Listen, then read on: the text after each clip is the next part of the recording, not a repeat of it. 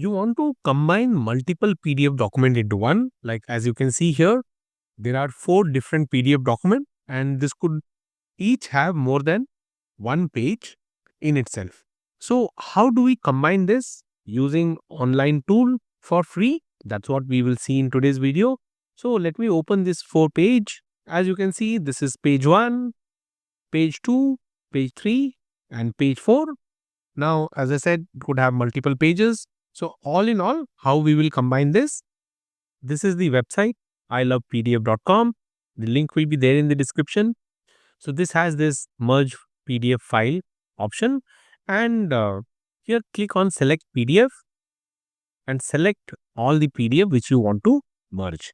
Once you click here, select the PDF and open.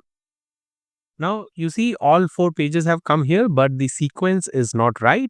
So we will just drag drop like this and make this sequence right. Now all the sequence is correct. And once this is done, you just need to click on merge file.